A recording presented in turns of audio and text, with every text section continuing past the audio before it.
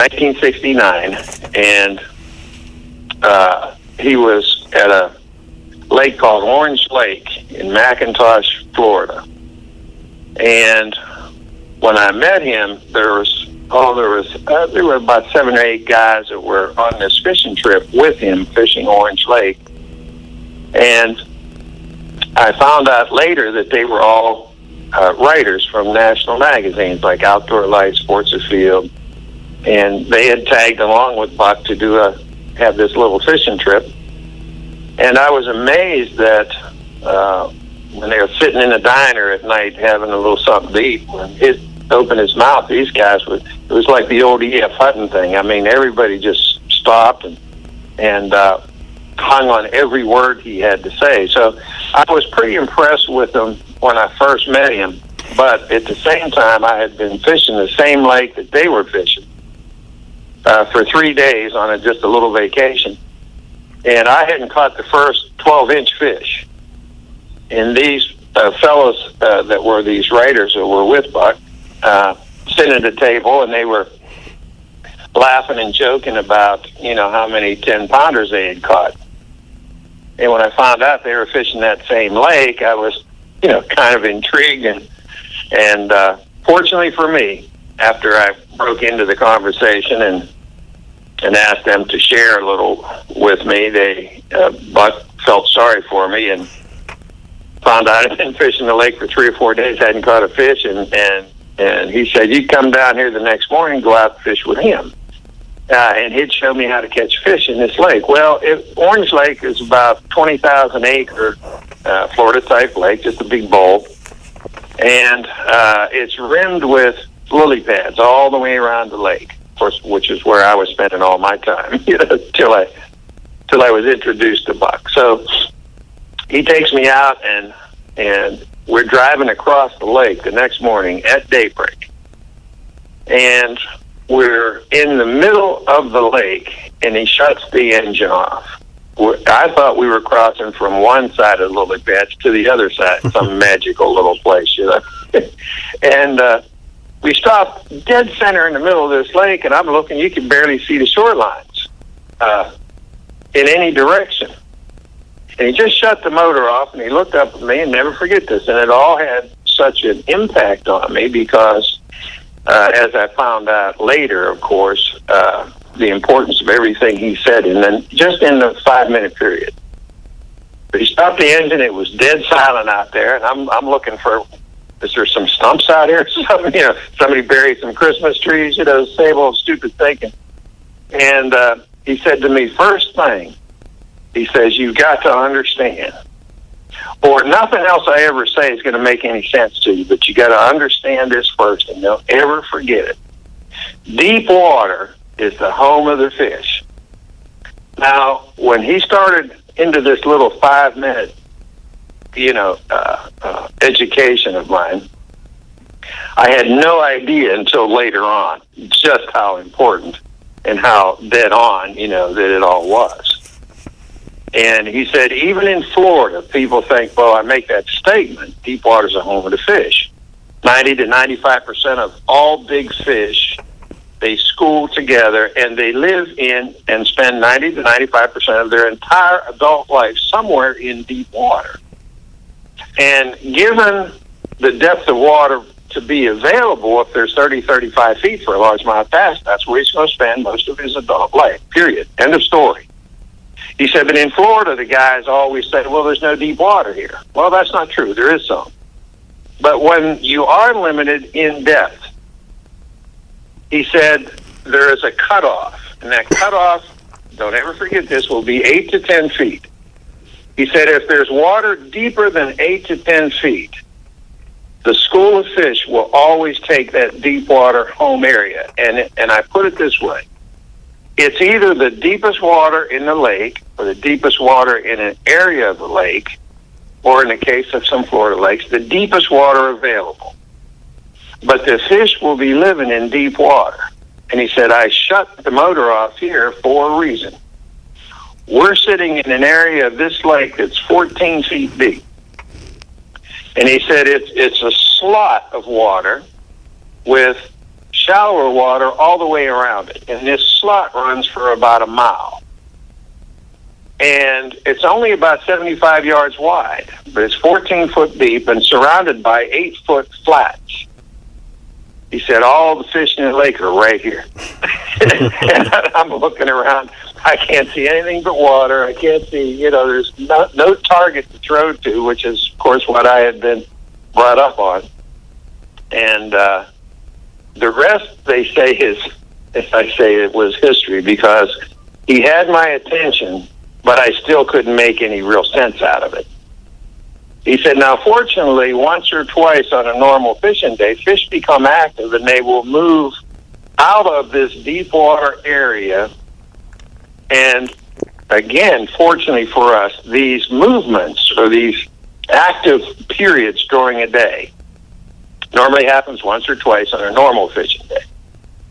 He said, but these movements aren't in a haphazard fashion, but on well-definable routes. And these routes are bottom features of the lake that are different in some respects from the surrounding bottom area. So here I had my entire education on, on basically Buck's, all of his findings were, condensed down into about a 5-minute little talk.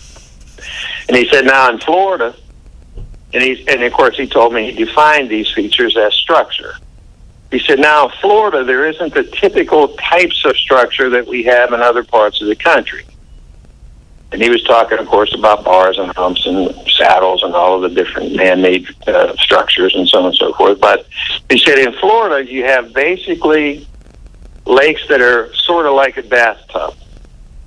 And he said, in many cases, all there is a break line, or this line on structure that runs for a distance where there's an increase in depth. And he explained to me what a break line was. And, of course, I'd been swimming many times in Lake Erie and some areas. I knew exactly what he was talking about when he referred to it. And he said, now, in these Florida lakes, sometimes these break lines will be all the fish have to relate to. And in this case, as in many cases in Florida, those break lines could be as little as 1 foot in depth. Something breaking from 10 feet to 11 feet, and then sloping as it does here into 14 foot of water. Our target is this break line, and it runs for about a mile. He said, now, in a big open lake like this, it's hard to properly fish that break line without being a little bit off. And he said, in many cases, you have to be really precise. So he said, I like to put what I call markers out here. And I'm not kidding you, man. This was in 1969.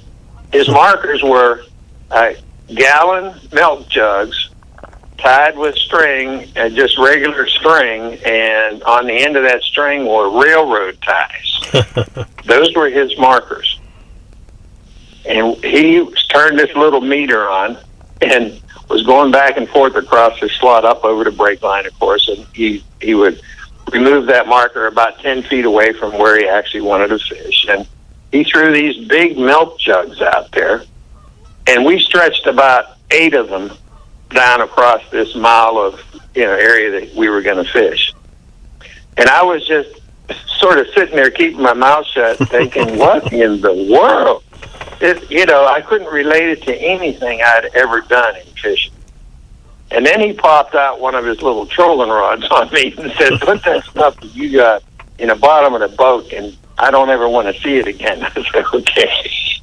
So he gave me this little 4.5 foot rod, with this direct drive reel, and told me how he wanted me to count the layers of this line to get an exact depth of this silly looking lure. And of course it was a 250 spin plug. And we started, and he explained before we actually started to fish. He said, in many cases, not just in Florida, but it's really imperative in Florida, but everywhere, there are 2 mechanical ways to present a lure. One is by casting, the other is by trolling. And trolling is by far the most important thing that you have to master. Casting is pretty easy. Of course, I knew that because I had become a great caster. I just never caught any fish. And then he brought up the point that about 90% of all water, everywhere, has no fish in it 100% of the time. In other words, if you're not fishing where the fish are, of course, he was saying it in his colorful accent, if you're not fishing where the fish are, I can promise you ain't going to ever catch fish. You can't catch them where they ain't. And he said, what we're doing when we're trolling is we are trying to locate the fish. Once we locate fish, it's okay to, sit back, anchor down, and it's a whole nother discussion, but catch fish casting. But trolling is what we're going to be doing this morning. And we're using this lure, and if we dump out 14 layers of line, we're going to be right at this break line, and you'll see what happens. Once you get to 12 and he told me how to count layers, and once you count those layers out, put your thumb down on that reel and hold on. Okay. Now the answer or the result of what happened was by noontime now, we had caught 55 of the biggest bass I'd ever seen in my life. Wow. And we never left those markers. Back and forth, back and forth, back and forth. And there was no good casting position to the fish, and they were sort of scattered along this break line. There were little little changes in the break lines, where all these, what I would just call little fingers, little mini bars on the break line, where there would be a concentration of fish. But trolling was the way to catch them. And even trolling with as much time as it takes and so forth, and many times we had 2 fish on. And we had 3 fish over 10 pounds. Wow. And the average fish was 5.5 pounds. It was a huge school of huge bass, and I knew at that moment, without saying anything, that there must be fish throughout the country that never see a lure.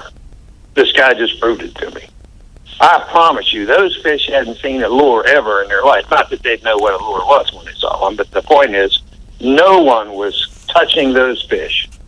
That lake was so loaded with fish that it was unbelievable to me.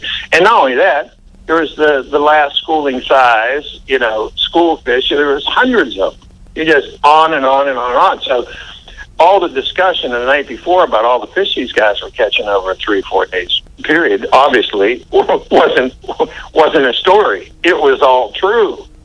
So it was at that moment that I determined this guy knows a whole bunch of stuff that I need to know.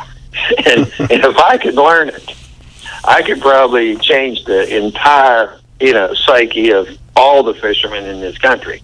Well, of course, Fishing Facts had already started to do that. I was just a little bit late catching up and so forth. But at that point, it was, I guess he could see my excitement and my real interest in learning.